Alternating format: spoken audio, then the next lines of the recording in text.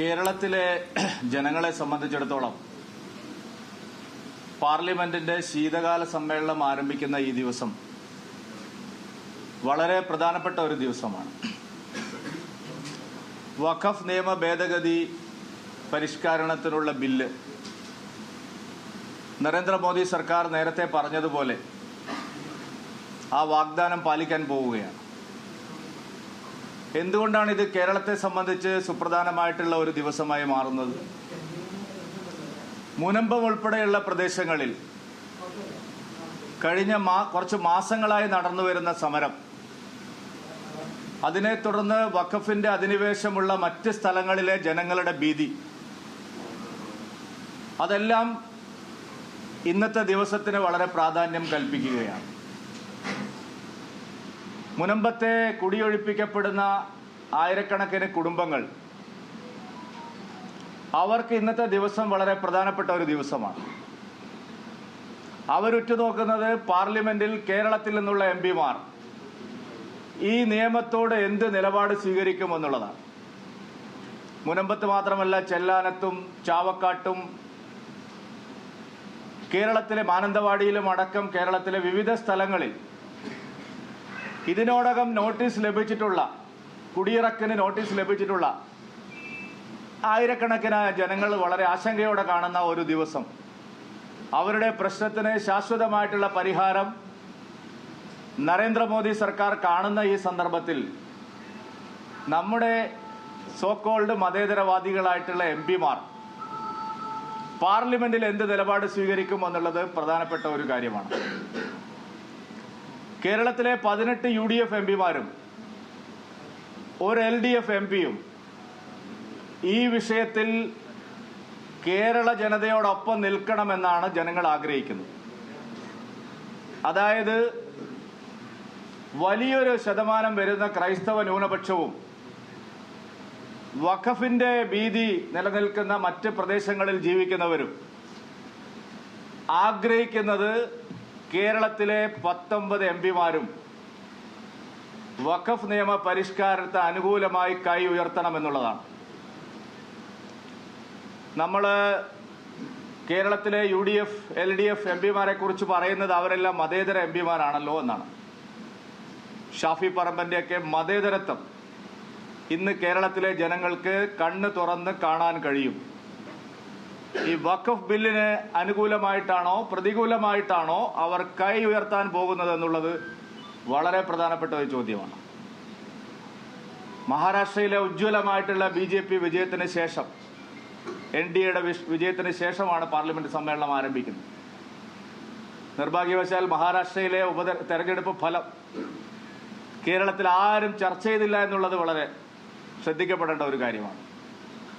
കോൺഗ്രസ് മുന്നണി 40 സീറ്റിലേക്ക് ഒതുങ്ങി. 80% സീറ്റുകളും നരേന്ദ്രമോദിയുടെ മുന്നണി മഹാരാഷ്ട്രയിൽ കരസ്ഥമാക്കി. കേരളത്തിൽ നിന്നുള്ള ഒരു പ്രമുഖ കോൺഗ്രസ് നേതാവിനായിരുന്നു മഹാരാഷ്ട്രയുടെ ചുമതല എന്നാണ് ഇവിടെ വാർത്തയാക്കപ്പെട്ടിരുന്നത്. 20% താഴെ പോയി. അവരാരും തന്നെ കേരളത്തിൽ, ഒരു മാധ്യമവും കേരളത്തിൽ മഹാരാഷ്ട്രയിലെ ഈ ദയനീയമായ പരാജയം ചർച്ചയ്ക്കെടുത്തില്ല. അവരെല്ലാം വിഷയങ്ങൾ തിരിച്ചുവിടാൻ മറ്റു കാര്യങ്ങളാണ് ചർച്ച ചെയ്തത്. ഇവിടെ പ്രധാനമായും ഉയർന്നു വരുന്ന ഒരു ചോദ്യമുണ്ട്. പോപ്പുലർ ഫ്രണ്ടിനും SDPIക്കുമൊക്കെ കേരളത്തിലെ തിരഞ്ഞെടുപ്പുകളെ സ്ഥിരമായി നിയന്ത്രിക്കാൻ കഴിയുന്നു. SDPIയും PFIയും വെൽഫെയർ പാർട്ടിയും ജമാഅത്തെ ഇസ്ലാമിയും ഒക്കെ നിയന്ത്രിക്കുന്ന നിലയിലേക്ക് കേരളത്തിലെ തെരഞ്ഞെടുപ്പുകൾ പോകുന്നു. വിശുദ്ധനായിട്ടുള്ള മുഖ്യമന്ത്രി ഇപ്പോൾ ജമാഅത്തെ ഇസ്ലാമിക്കും PFIക്കുമെതിരെ പ്രസംഗിക്കാൻ തുടങ്ങിയിരിക്കുന്നു. 2019 ലോക്സഭാ തെരഞ്ഞെടുപ്പിന്റെ ഫലം വന്നതിന് ശേഷം ചെറിയൊരു നിറം മാറ്റം, ഒരു അടവ് നയം CPM ഇപ്പോൾ സ്വീകരിച്ചതിന്റെ തെളിവാണ് മുഖ്യമന്ത്രിയുടെ ഇപ്പോഴത്തെ പ്രസ്താവന. പക്ഷെ മുഖ്യമന്ത്രിക്കും LDFനും ജമാഅത്തെ ഇസ്ലാമിക്കും പോപ്പുലർ ഫ്രണ്ടിനും എതിരായി സംസാരിക്കാനുള്ള ധാർമ്മികമായിട്ടുള്ള അവകാശമുണ്ടോ? നിരോധിത ഭീകരവാദ സംഘടനയായിട്ടുള്ള പോപ്പുലർ ഫ്രണ്ടിന്റെ രാഷ്ട്രീയ പാർട്ടിയായിട്ടുള്ള SDPIയുമായി ചേർന്നാണ് കട്ടാങ്ങൽ പഞ്ചായത്ത് LDF ഭരിക്കുന്നത്. പത്തനംതിട്ടയിലെ കോട്ടുകാൽ പഞ്ചായത്ത്,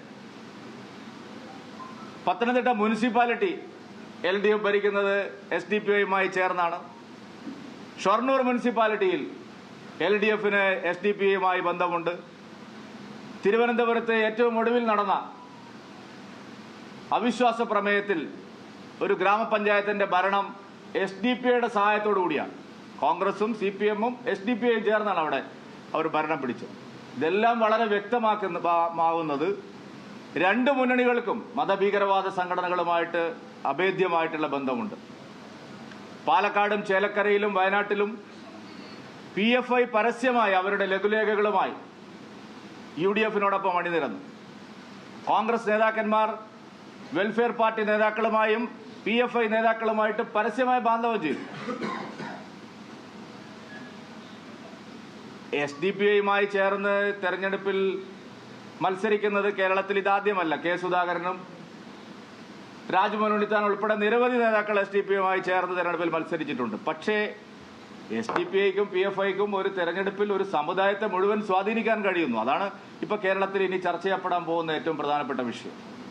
മാധ്യമങ്ങളും ഇരു മുന്നണികളും അതിനെ ഗൗരവത്തിലെടുത്തില്ലെങ്കിലും PFI-ക്ക് കേരളത്തിൽ പൊതുവെ സമാധാനപരമായി പ്രവർത്തിക്കുന്ന ഒരു സമുദായത്തിനകത്ത് പൂർണ്ണമായിട്ടുള്ള നിയന്ത്രണം കൈവരുന്നു. PFI നിയന്ത്രിക്കുന്നത് പോലെ ആരാധനാലയങ്ങളെ ബന്ധപ്പെടാൻ അവർക്ക് കഴിയുന്നു. ആരാധനാലയങ്ങൾ ഉപയോഗിക്കാൻ കഴിയുന്നു.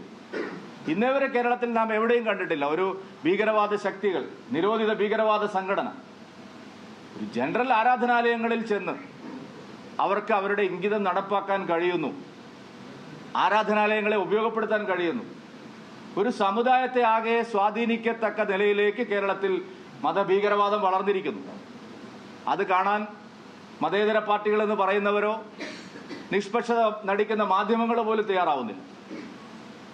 കേരളത്തിൽ തെരഞ്ഞെടുപ്പ് രാഷ്ട്രീയത്തിൽ കുറച്ചു കാലമായി നാം ഇവിടെ മാത്രമല്ല ഇത് കണ്ടത്. നാം പാലായിൽ അത് കണ്ടു, കൽപ്പറ്റയിൽ അത് കണ്ടു, കഴിഞ്ഞ തവണയും പാലക്കാട് അത് കണ്ടു. മതഭീകരവാദ ശക്തികൾ കക്ഷി വ്യത്യാസമില്ലാതെ തോൽപ്പിക്കാൻ ആഗ്രഹിക്കുന്നവരെ തോൽപ്പിക്കാൻ ഒരു സമുദായത്തെ സ്വാധീനിക്കുന്നു. ദൂരവ്യാപകമായിട്ടുള്ള പ്രത്യാഘാതങ്ങൾ ഉണ്ടാക്കുന്ന ഒരു നടപടിയാണ് ഇപ്പോൾ നടന്നുകൊണ്ടിരിക്കുന്നത്. അതിൻ്റെ പാപഭാരത്തിൽ നിന്ന് UDF-ന് മാത്രമല്ല LDF-നും കൈ കഴുകി കളയാൻ കഴിയില്ല. അത്രമാത്രം വർഗീയതയുമായി സന്ധി ചേർന്നുകൊണ്ടുള്ള ഒരു രാഷ്ട്രീയമാണ് കേരളത്തെ മുമ്പോട്ട് നയിക്കുന്നത്. അതിനെതിരായിട്ടുള്ള ജനവികാരം ശക്തിപ്പെടുത്തുക മാത്രമാണ് മതേതരത്വം പുലരണം, സമാധാനം പുലരണം എന്ന് ആഗ്രഹിക്കുന്ന എല്ലാവരുടെയും കടമയായി ഞങ്ങൾ കണക്കാക്കുന്നത്. അതിനുള്ള പോരാട്ടങ്ങൾ തുടർന്ന് മുമ്പോട്ട് കൊണ്ടുപോകണം എന്നുള്ള നിലയിലാണ് ഞങ്ങൾ മുമ്പോട്ട് പോകുന്നത്. മുനമ്പം അടക്കമുള്ള വിഷയങ്ങളിൽ കേരളത്തിലെ ഇരു മുന്നണികളും സ്വീകരിച്ച നിലപാട് തുടർന്നും ചർച്ച ചെയ്യപ്പെടേണ്ടതാണ്. ന്യൂനപക്ഷം എന്ന് പറയുമ്പോൾ കേരളത്തിൽ ഒരു ന്യൂനപക്ഷം മാത്രമേ ഉള്ളൂ എന്നുള്ള നില LDF-ഉം UDF-ഉം സ്വീകരിക്കുക. ഭൂരിപക്ഷ സമുദായത്തെ പണ്ട് മുതലേ അവർ തള്ളിക്കളഞ്ഞിരിക്കുന്നു. ഇപ്പോൾ പ്രധാനപ്പെട്ട മറ്റൊരു ന്യൂനപക്ഷത്തെയും അവർ 30% വോട്ടിന് വേണ്ടി തള്ളിക്കളഞ്ഞിരിക്കുന്നു എന്നുള്ള കൃത്യമായ സന്ദേശമാണ് ഉപതെരഞ്ഞെടുപ്പുകൾ നൽകുന്നത്, സമീപകാല സംഭവങ്ങൾ തെളിയിക്കുന്നത്. BJP-യെ സംബന്ധിച്ച്, ദേശീയ ജനാധിപത്യ സഖ്യത്തെ സംബന്ധിച്ച് ഈ വിഷയത്തിൽ ശരിയായ നിലപാട് ഉയർത്തിപ്പിടിച്ചുകൊണ്ട് ജനങ്ങളെ സമീപിക്കണം എന്നുള്ളത് തന്നെയാണ് അടിസ്ഥാനപരമായ നിലപാട്.